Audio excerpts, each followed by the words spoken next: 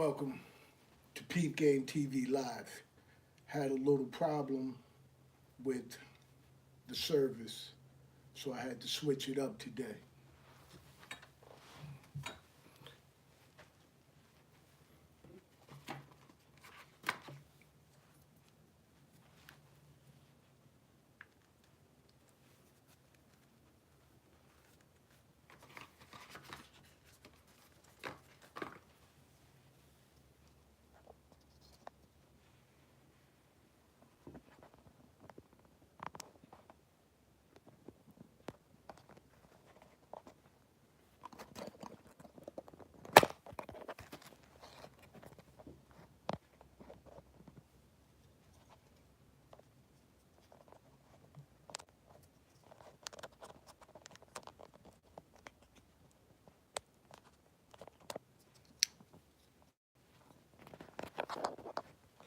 Yeah, so we're doing this now. Had to having a little difficulty. So once we get situated, we'll start. Actually start the show. But we have to do what we have to do. We have to get this thing situated. So now just working on getting it situated.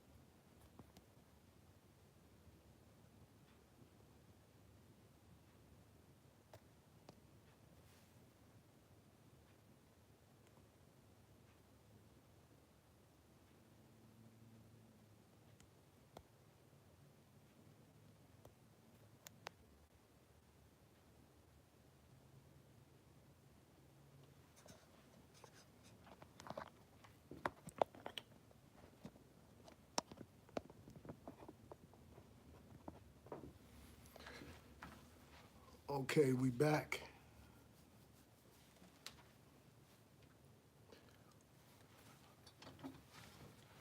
Let's get this thing started. My name is Shadi.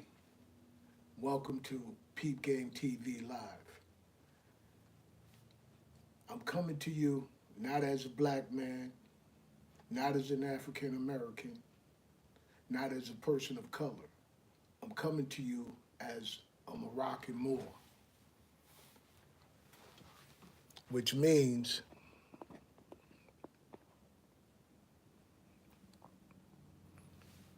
that I'm coming to you as what our ancestors was. As what we all know that something is missing when it comes to us. We know that there's uh, something wrong when it comes to being black, African American, or person of color. With that being said, I was formerly identifying as black, formerly identifying as African American, formerly identifying as a person of color. So, with that being said, I want you to understand that I can identify with the mindset of those of you who still accept that as a part of your identity. So what we are doing now is we're going to get started with the topic. And the topic is, do dishonesty and cheating affect the family structure? That's the topic today. And I would go out on a limb to say, yes, it does. It does affect the family structure. It affects the family structure because First of all, whoever is being dishonest, that creates a problem within itself. As men and women, we have an obligation to be honest with each other. And it's not always the case. It's not always the case that we're honest. We're not always honest with each other.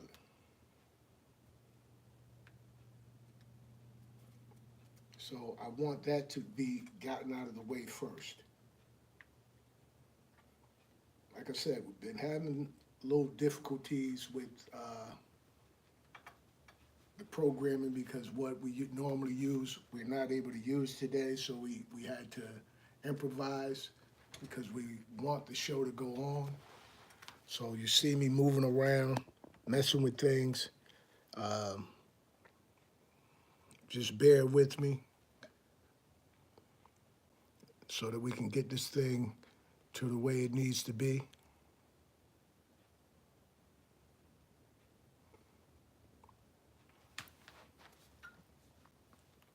All right. Oh, and let's get back to what we were talking about. We were talking about being dishonest in the family, and not not just even in the family, in the relationship.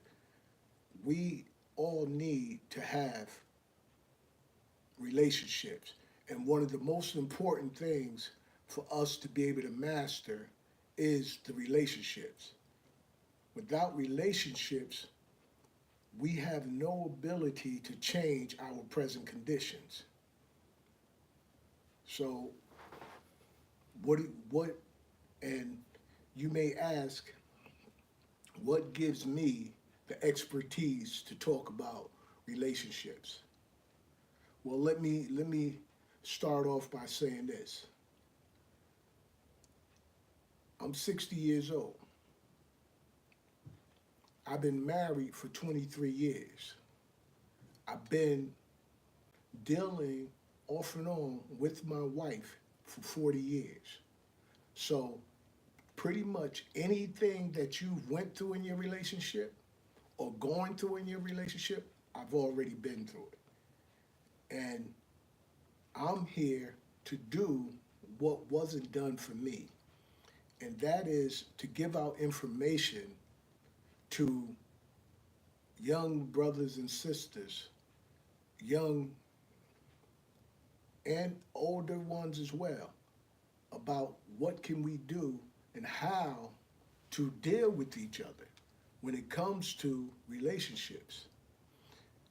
Relationships are rough because you have two people with two different points of view trying to come together and create a life together. So coming together is difficult enough, but being dishonest even makes it more difficult. And I know some of you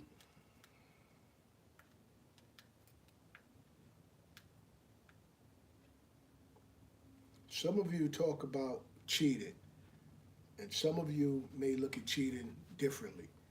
Like for me, cheating was sleeping with someone. I always thought that as long as wasn't having sex with anyone, then I wasn't cheating. However, I later learned from my wife that it's more to it than that. It's more to it than just being faithful in your mind. Understand when I say in your mind, it's more to it because at the end of the day, you can cheat by watching porn, ejaculating to porn, getting out, having thoughts for a woman or a man that preoccupies you emotionally and mentally so that you're not able to give the individual that you're with your full attention. Now, I didn't know this all. I didn't know this for years. I thought getting on the phone, kicking it with somebody, nothing was wrong there. I wasn't having sex, I wasn't getting physical. However, what I realized is that I was still cheating. I was still cheating because, first of all, I was doing it behind her back. Second of all, it was something.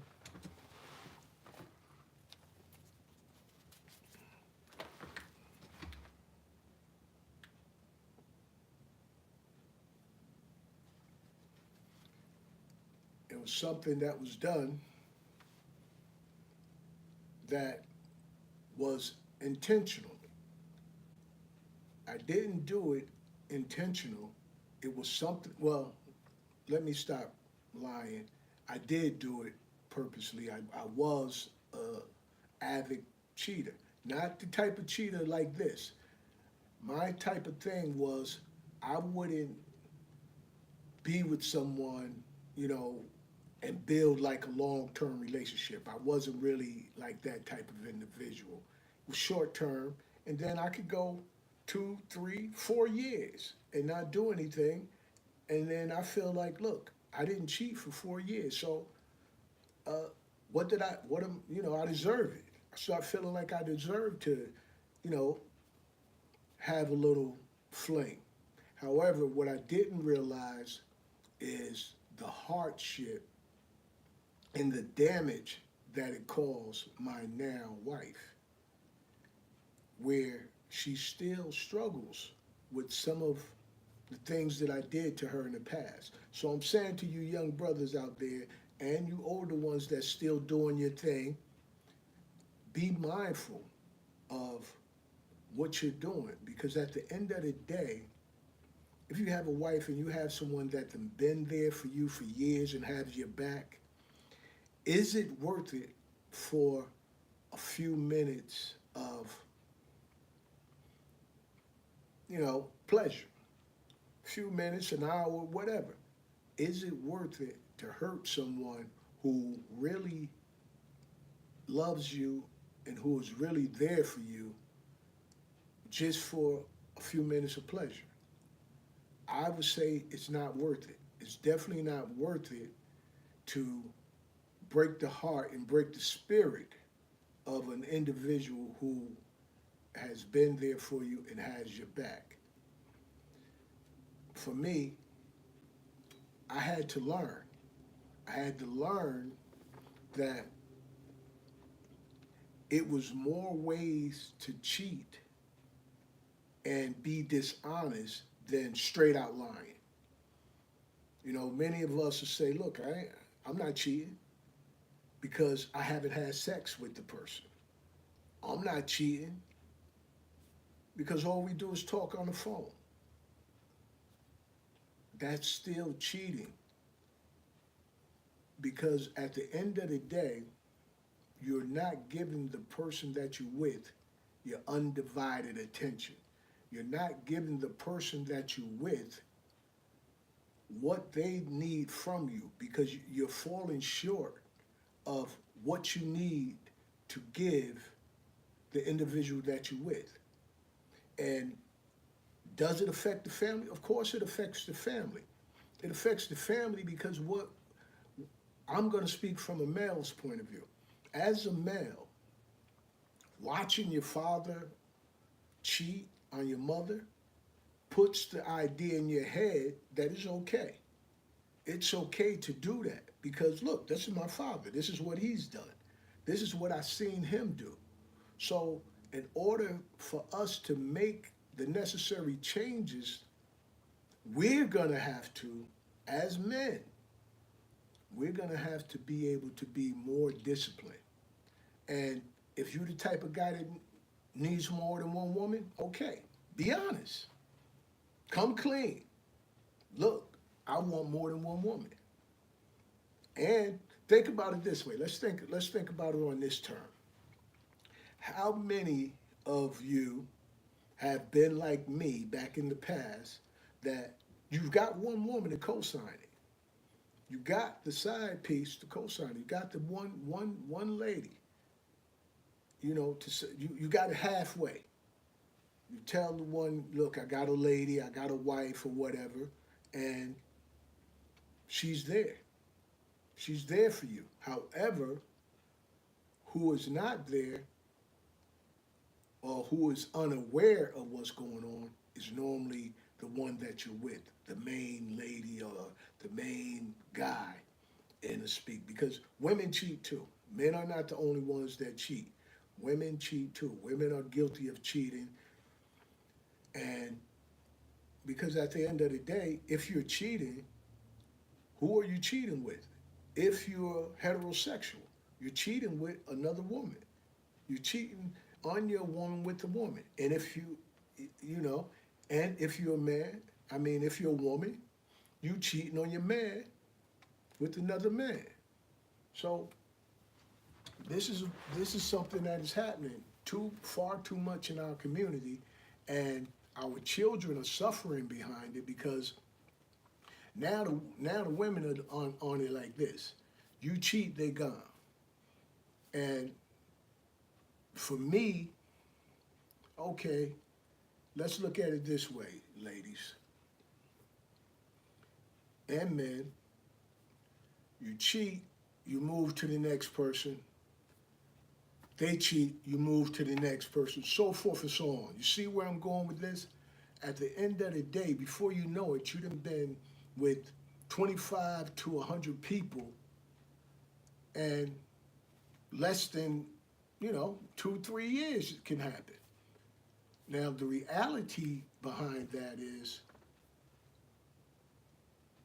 you never get to really know how to treat the other person. When, far as for what I'm saying is, a man never learned how to really treat a woman if he runs away, if he breaks up and moves to the next woman. A woman never really learned how to treat a man because at the end of the day, you're not spending enough time in a relationship to learn how to operate in a relationship properly.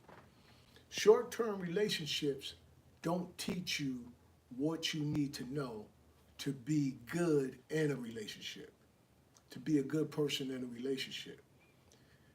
To be a good person in a relationship means that you have to compromise. You have to sacrifice. You have to give of yourself when you really don't want to give, or do certain things that you really don't want to do. And it's just for the sake of the person that you are with, the person that you love, the person that you care about. So, where do we go from here? What do we have to do as man and woman to get back to where we need to get back to and operate as a unit? A unit so that we can be able to be there for the children. Because ultimately, who suffers behind what goes on is the children. The children are the ones who suffer. So, what's the main purpose of a relationship is to come together and build each other, build something better. And people often say that they want to give 100% of themselves. If you give 100% of yourself, what do you have left for yourself? So my suggestion is, and my advice is, if each person gives 50%, you come together, you have 100%. if you could give 50% of yourself, because no one wants to give their total self. And grant you, a lot of people do give so much of themselves so they have nothing else to give, and they burnt out. And then when something go wrong in the relationship, they're lost. If the relationship ends, they're lost. So it's best for any individual in a relationship to realize that what is good, what it takes to be in a relationship is discipline, self-discipline, and talking and communication, being able to communicate with the individual that's you cohabitating with, that you're in a relationship with. And it's not always easy, especially when you're an individual that always want to be right, always want to get your point across. That has to cease. You have to minimize that when it comes to a relationship. You have to be willing to listen and slow to speak. So many of us have the thing that while someone is talking, and me included, I still have to work on that part of me in the relationship where I have a tendency to want to finish my wife's sentences, interrupt my wife before she finishes her thought.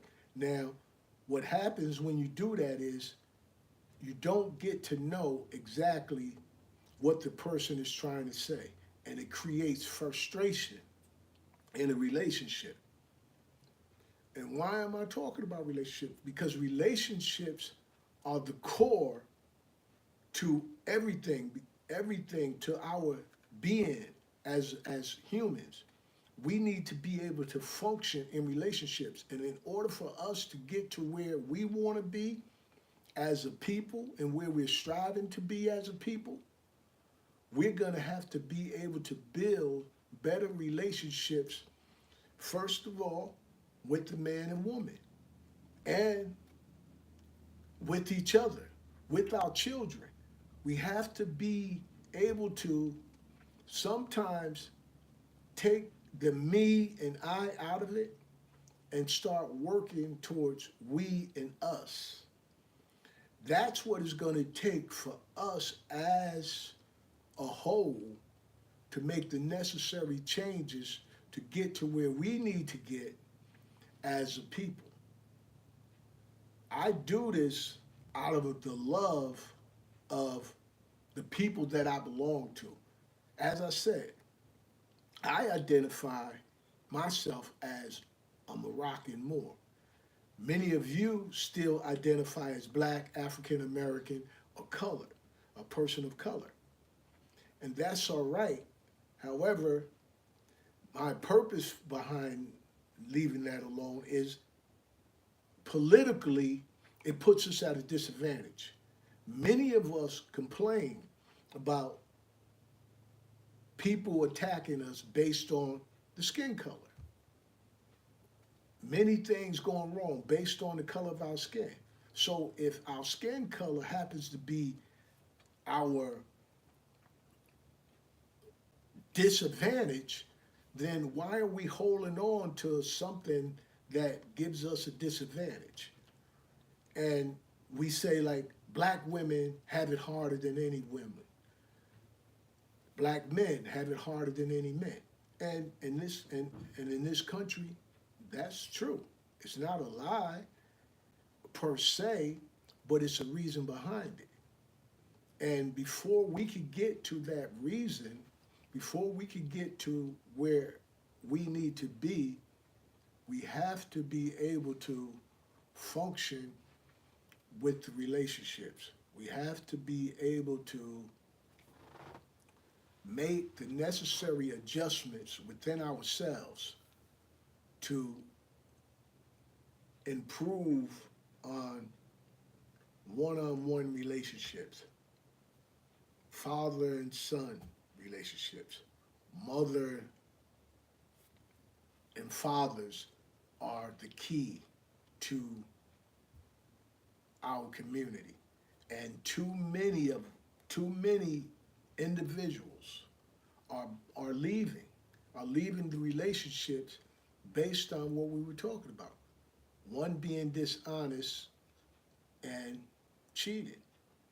And we think, it's a badge of honor. Many of us as guys, and I want the women to understand this, that most men have to learn that being with multiple women is not what they're supposed to do. Most of us, for some reason, because we've been, well, the main reason is because we as men promote being with multiple women as like a badge of honor. It's as though you being with multiple women makes you the man. So until we can be able to get past that stage in our lives where we are able to be monogamous, or if we're not able to be monogamous, at least be honest. Look, there's nothing wrong with telling a woman, look, I'm not ready to settle down. I'm not ready to be with only you. There's nothing wrong with that. If that's how you feel and that's where you at in your life, then do that, because the end result is women are getting hurt. Now, when they do meet a man that is ready to be there for them, they're in too much pain. Now they can't even welcome the man that is there for them emotionally. They are emotionally destroyed. They are emotionally distraught behind some man. And like I said, I'm speaking on the man's point of view, not the, how what I've experienced from my way of life. That once you start getting a woman to a point where she doesn't trust you and she doesn't trust men, now we've ruined the strongest part of our community. And I want you brothers to really understand that for some reason, well, because we've been colonized, because we've been Europeanized, we discredit our women. We don't hold our women to the standard that they need to be held to. We don't do what it is as men to secure our women, to reassure our women that we got their back, that we are there for them. Sure, many of us pay the bills. We don't have a problem with that. Many of us buy gifts. We don't have a problem with that. But what we have a problem with is allowing the woman to have a say-so. Women have a place in our society, and I don't want men to get it twisted that women don't have a voice and women don't have valid insight. Women do have those things, but we take them away along with the society that we are a part of. It's bad enough that they have to suffer through the society that we're in right now, but we appear to add to it. We do more damage to our women, to ourselves, now on our own without any help from anybody else. Sure, many of us are mentally enchained by the things that we've learned, and we have to relearn and unlearn some of the things that we hold close, that we hold dearly. you know? So now let's go to the next topic. Why is it so difficult? What will it take for us as a people to be treated equally in the so called United States? What will it take? Because many of us have gripes. Many of us, no matter what status, from the richest to the poorest, there is still gripes when it comes to us as a people. No matter who you talk to, there's still issues. There's still what goes on by just being who you are, just being who we are. My my personal opinion, what it's going to take for us to be treated equally by the United States is, first we got to learn how to be equal with each other. We got to learn how to do better when it comes to working together. We got to learn and start. I, Many of us know, but for the few that don't know, it's time. No, it's no. Let me correct that. It's past time for us to start doing what we need to do. And one of the biggest things that people find an issue with, that I don't, that I myself used to be on the same boat with, trying to fix something that was not designed to be fixed. The whole system that we battle with, the government, is not designed to be fixed. It's working the way it's supposed to work. We are not Americans. And I don't know why we don't realize that, because why would they have to make special laws for us if we were American? Why would the 14th Amendment even exist? Why would they have to do something in that nature? Why is it that we go back in near history and we were fighting for equal rights? We were fighting to be able to vote. Why is that? These are questions that I'm sure many of you ask. Many of you have it on your mind. Why is it? The reason being is because we supposed to be doing our own government. And to some of you, that's far-fetched. And this message is not for the faint of heart. This is for those who are self-determined and competent. This is for those individuals who are tired of the same old thing and ready for something different and ready to do something different. And the doing something different is accepting that, first of all, the badge that we hold on to, the blackness that we hold on to, that we uplift, that we give power to, how much power do blacks and African Americans have in this so-called United States? How much? If you have to try to infiltrate into something, you got to infiltrate into the government. Oh, if we get inside it, we can fix it. No, because we had the number one spot. Somebody that looks like us had the number one spot. How much did it change for us? Then we talk about going to, we want to fight incarceration. We want to fight and, stop our children from going to jail. We want to change the education.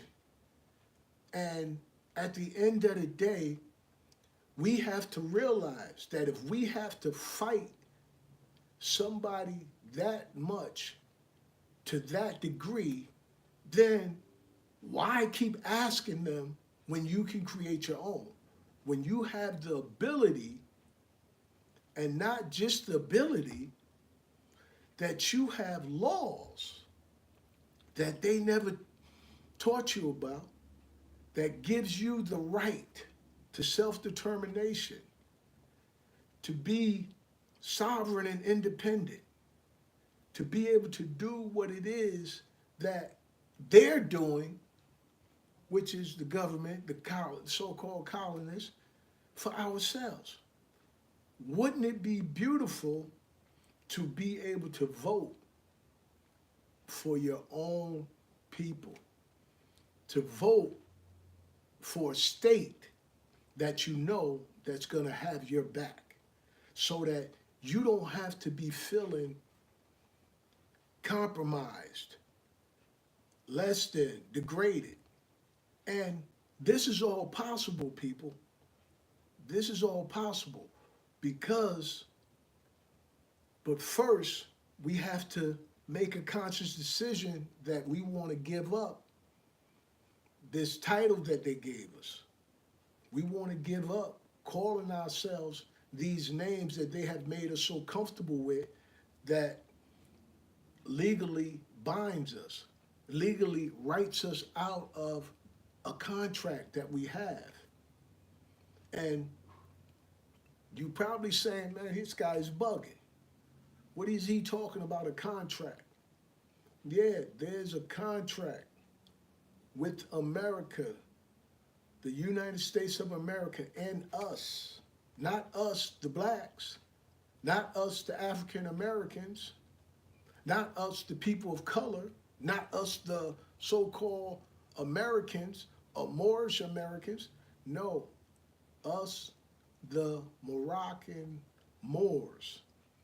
And don't get it twisted when you start, for those of you who like to do research, keep doing your research. Don't get discouraged when you see Moors that don't look like you. Don't get discouraged by that. I would suggest to you all to start watching AMPAC sessions from 1 to maybe 129. Take some time out of your day. You take time to watch football and whatever else. Take an hour and a half to watch this. Because the benefit is us to be able to get out of the hole that we've been placed in for centuries, and be able to be the people that we are meant to be. Be able to be the people that our ancestors is crying out for us to be. See, when you look up African American or black, you're automatically gonna find descendants of slaves. And that, my personal opinion, is what got us kind of messed up right now. Because many of us, and like I said, it's not me anymore, because I don't think in that manner, but because it was me, I'm saying us. Because we have to start being more inclusive when it comes to us as a whole. Sure, each of us have to do the self-work, because we have to have the self-determination, and we have to identify self and say, look, what is black, African American, or person of color bringing us as a whole? Yeah, it brings individuals. Individuals do fine as an individual, but as a whole, as a people, all across the nation, in the world, what is it bringing us?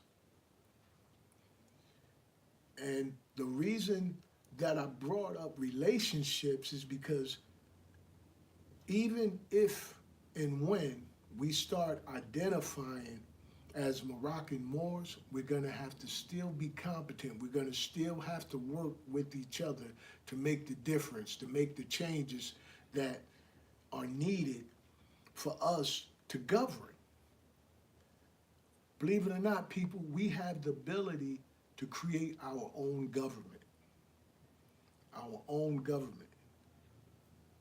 And there are documents that gives us the information. 1786, Friendship and Peace Treaty, Peace and Friendship Treaty. 1836, Peace and Friendship Treaty. 1906, Act of Algeciras. 1880, Treaty of Madrid. Look these up, people. Look these up. I'm not just telling you something to tell you. I'm telling you because it's something that we need to make the changes within ourselves. We need to be able to govern ourselves, but we're gonna have to let me pause right there and just switch gears a little bit. Now, when I've given out that information, people often say to me, man, I got too much going on in my life. I ain't got time to be studying. I ain't got time to be looking nothing up. Do you think that's an accident? Do you think that your time being taken up or you being overwhelmed with day-to-day life issues, do you think that's an accident? I would say not. It's not an accident because as long as you preoccupied and distracted, you're not going to be able to do what it is that you need to do for your entire group that you belong to. We see all the things that's wrong. And we even see that this government, this so-called government, is done. It's done. It failed. It's not working anymore. Look at the prices. Look at the conditions. Look at this guy, Biden, ready to send billions to Ukraine. He's ready to send billions of dollars, hundreds of billions. You know, hundreds of millions. He didn't send millions. You know, he didn't send millions. He wanted to send 100 millions to Ukraine. And the reality is, there's nothing wrong with that. Why? Because that's the tribe he belonged to. That's the tribe. And don't get it twisted. It's not about black and white fighting against each other. It's about those who belong to a tribe governing themselves and then working together with the opposite individuals. Working together. The Peace and Friendship Treaty is actually about being able to coexist and what they call America, what is really known as Morocco, with them and do business. So don't think what I'm telling you is something far-fetched that they don't know. Part of the reason you being mistreated is because they know that you have rights. But as long as you keep claiming that you're black, African American, a person of color, or American, you forfeit your rights.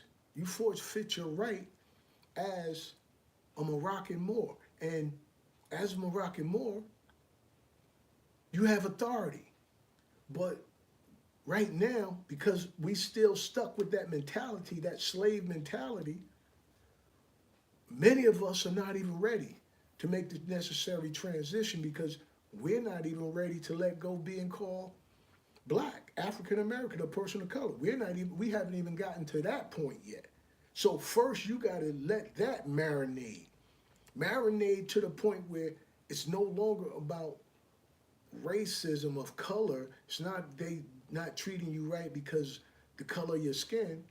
No, they're mistreating you because you're not claiming your true identity. You're not claiming who you truly are. So that is why you're being mistreated. That is why you can't get equality. That is why you're begging and asking and pleading, for change. Because they know that you have the ability to do exactly what they're doing, and that's create your own states. And that's what we have to do. We have to create our own states all across this so called United States, and then unite those states. And then we come to negotiate.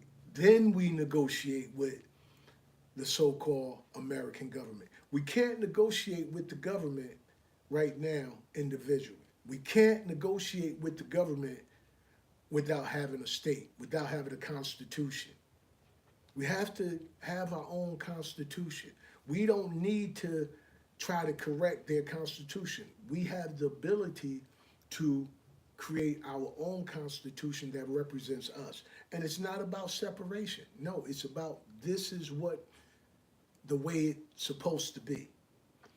You won't tell a dog to stop being a dog and be a cat, and you won't tell a cat to stop being a cat to be a dog. So why are we stop allowing ourselves to not be Moroccan Moors when that's who we truly are? And many of us to wonder what we are, and now the information is being placed in our laps. So now that the information is here, what are we going to do? What are you going to do?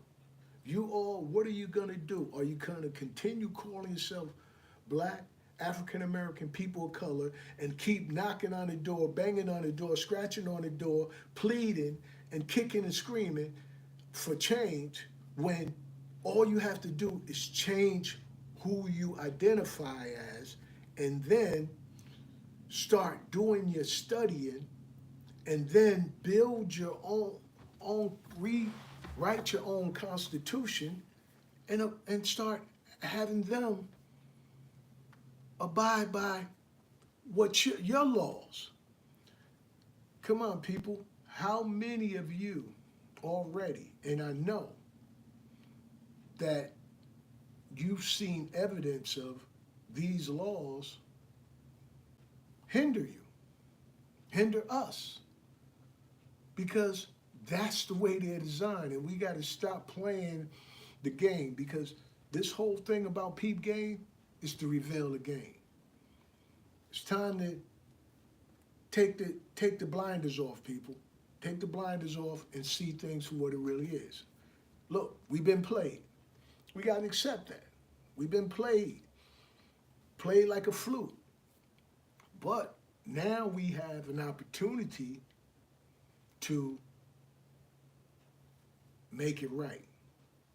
But first, we got to identify ourselves. Start with that.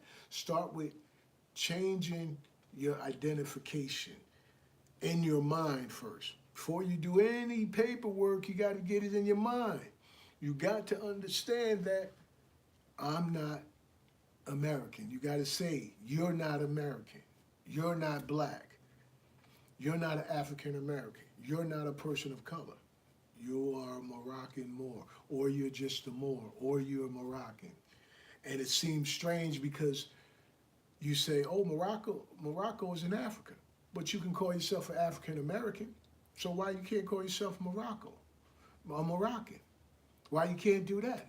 You call yourself an African American, you've never been to Africa, so you can call yourself a Moroccan Moor since you think, you haven't been to Morocco. But the reality is, Morocco is here. We get the chance to identify ourselves as we want to be identified, as who our ancestors was identified. That's the biggest thing about it. Many, I had a talk with, my sister, and I love my sister, and we talked about slavery. And I told her that, look, we wasn't brought over here. We were already here. And they came, and you know how they enslaved us? They enslaved us with their laws. They enslaved us by making us become a part of their country and removed us from our independence in our own country. You know, and I said to my sister that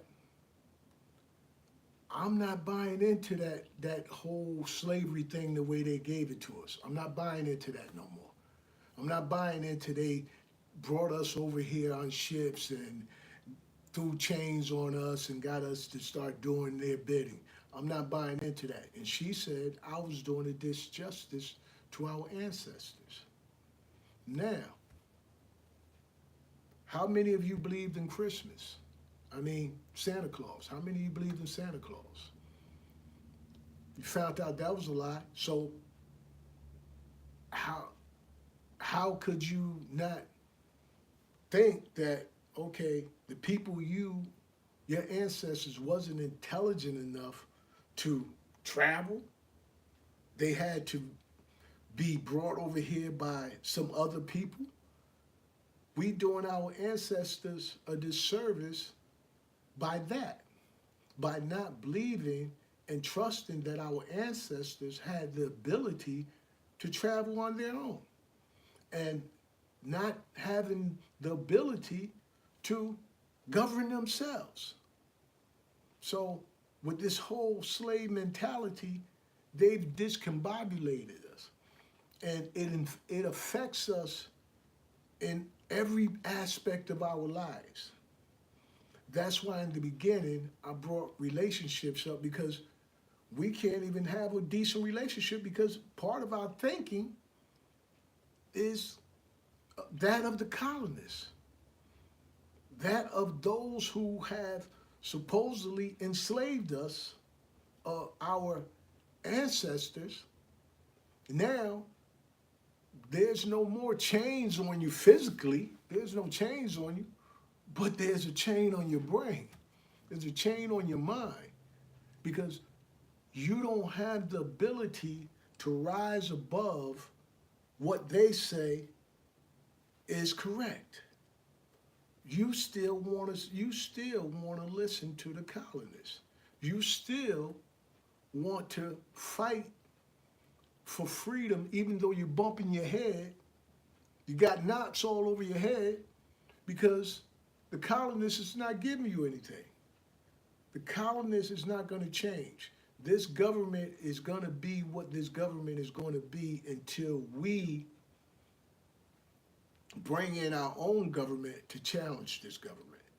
That's what's going to have to happen, people. It's cut and dry. There's no if, buts, or maybes. You can't get around it. You can't get over it. You can't get under it. This is what's going to happen. And, you know, it's difficult for many of you to comprehend, and it's not for everybody. Everybody's not going to jump on. Everybody is not even equipped to jump on it. But those of you who already know, especially those of you who are already fighting the system, especially those of you who fighting for equal rights and, you know, what's the other thing? I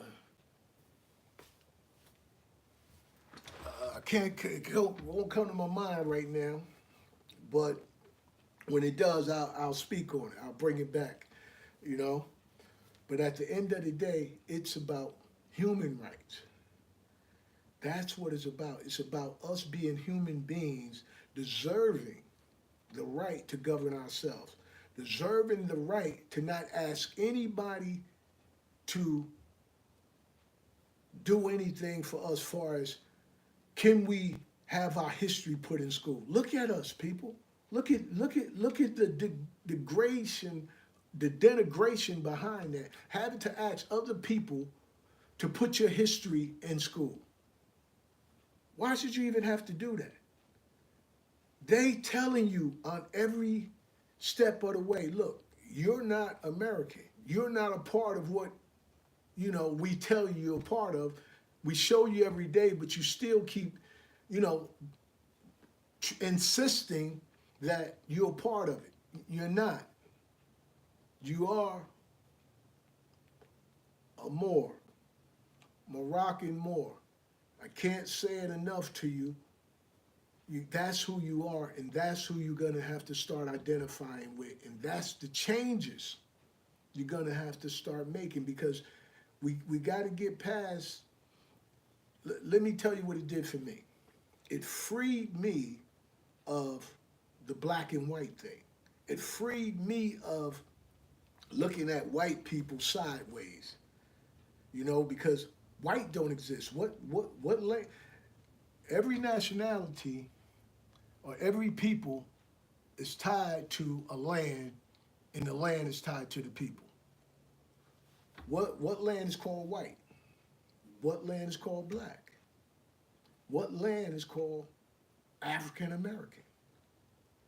What land? We already know that every other people is tied. You got Filipinos, Chinese, China, so forth and so on. So if this is Morocco, we have to reclaim it.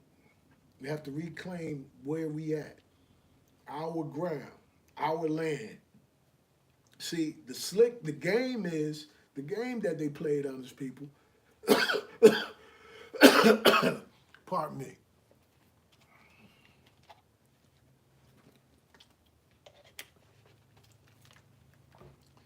The game that they played on these people is by convincing us that we were brought here on boats by them. So once they convinced us that they brought us here on the boats, now what that did is it disconnected us to the land. So we already felt disconnected because we were taught that we were brought over here on boats, and we were made to be servants for them. So psychologically, we be thinking, many of us, and I, myself is included, so that's why I say we, thinking that, oh, we got it good now because we not in chains no more. We're not like our ancestors. They're not whipping and hanging us. So we got it good. So we doing fine now. Now, the reality is, peep the game. The game is, we were here the whole time. They came here on the boats. Why would they have to have a treaty? Why would they have to remember, 1776, they supposed to have been going for independence. Independence for what? And independence from where? We were here, people, and they came here to get away from paying taxes and being governed and being misrepresented from Britain and other places. So doesn't it make sense for us to do the same thing? Because we're not being properly represented. We're being taxed without proper representations. How many places that you can go to and you say, so-called, you sit in a room and it's a bunch of faces that don't look like you, making decisions for people that look like you. I'm tired of it, people. Are you? And we're gonna have to end with that. And we'll pick up next week. Remember, I love you like I love myself. Peace and blessings.